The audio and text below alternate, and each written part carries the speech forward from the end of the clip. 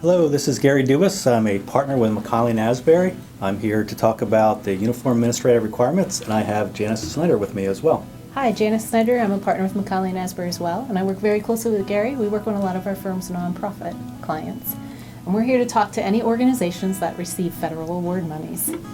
There were new requirements, as Gary mentioned, the uniform administrative requirements, cost principles, and audit requirements for federal awards, which were issued in December of 2013.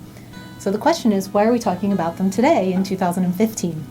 Well, these are effective for any grants received after December 26, 2014, and there are certain requirements that you have to have in place.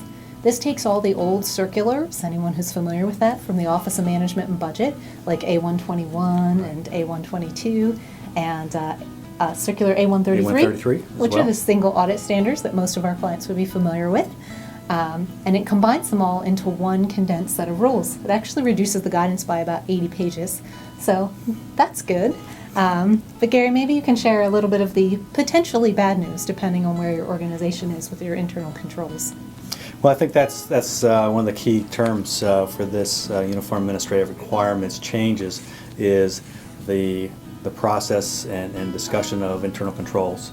It's all over these new requirements, and essentially when it comes to you receiving federal funds, the key thing is having internal controls in place regarding those federal funds, how you administer them, how you give those monies out, how you spend those monies. So that's the key part of this.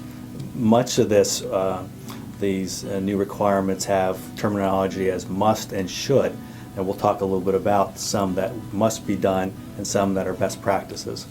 Yes, the standard, there's a lot of things that must be done, as Gary said, and must is absolutely required. So it says here that the non-federal entity, so the entity receiving the award, must establish and maintain effective internal control over the federal awards.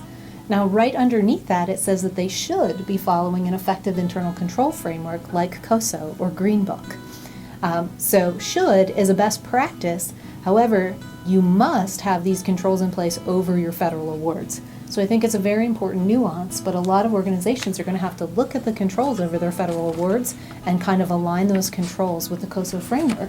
And that could take some time and energy on the part of a lot of organizations. Absolutely. You know, many organizations have good internal controls, but they don't have those documented in writing, and this process is going to require some additional documentation without a doubt. One of the areas that is addressed by these new requirements are the procurement cycle. One of the areas that they break it down into is procurement by micro purchases, those that are that do not exceed $3,000, and then also large procurements that require sealed bids. The details are there, but I think that one of the good things about this when it comes to procurement is that I think they've provided some additional guidance to make the process maybe easier, especially for those small purchases. And back to documentation, the key thing is to have these procurement standards that you are following in writing. Yes, I think that's definitely true, and I think the smaller the organization, you certainly have processes and procedures that you follow, but it's the documentation that may not be in place that may take some time. And again, this is effective for any awards you're receiving now, so That's right. In 2015. So that's a little bit of what I call the bad news, that you may have to document a few things and change some of your processes and really take a harder look at COSO and those internal control environments. But there is a little bit of good news in this standard. The audit requirements, which are for your first fiscal year beginning after December 26, 2014. So for a lot of our clients, that will be with June 30th year ends, that will be June 30th, 2016. Right. Yep. But they have raised that threshold from $500,000 to $750,000. So for a smaller organization that was just barely meeting that threshold for the single audit, you may no longer be required to have your single audit from 2016 and going forward. That's right. There might be a few out there that are just going, oh, yes, absolutely. We're no longer required to do the single audit. This year you still will, but again, for fiscal year ended June 30th, 2016, if you don't have that $750,000 threshold, you will no longer required to have a single audit. Well, that definitely is good news. The other piece of good news is that in the question cost section, there was a threshold that if your auditor finds a questionable cost over $10,000, that had to be reported in your single audit report, but they're now increasing that threshold to $25,000. So there may be some questionable costs out there in that $10,000 to $25,000 threshold that, again, with your 2016 audit, would not have to be reported. So that's another piece of potentially good news Potentially from good this news. standard. That's right, that's right.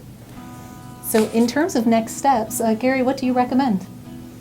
Well, I think one of the things that you want to do is work closely with your auditors, without a doubt.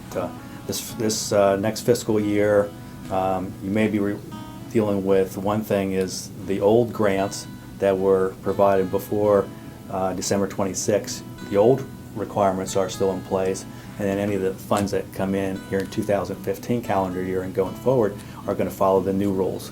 So you kind of have to keep that organized and keep that in mind. And the auditors also are figuring this out along the way. So you need to work kind of hand in hand with them in terms of what they're going to be looking at and how they're going to be handling the new audit requirements. I think that's a really good point, Gary, with some of your old grants that may span over 2 or 3 years, how you're going to have the old standards and then have any new grants being audited under the new standards. So certainly something to keep in mind.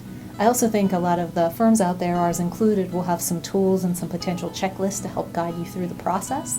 And I think that will be very helpful. And the sooner you can get in front of that, you certainly don't want to wait until your 6/30/2015 fiscal year ends. So talk to your auditors now, talk to them during your preliminary field work, and make sure that you develop a good path going forward. Good luck with the new uniform administrative requirements.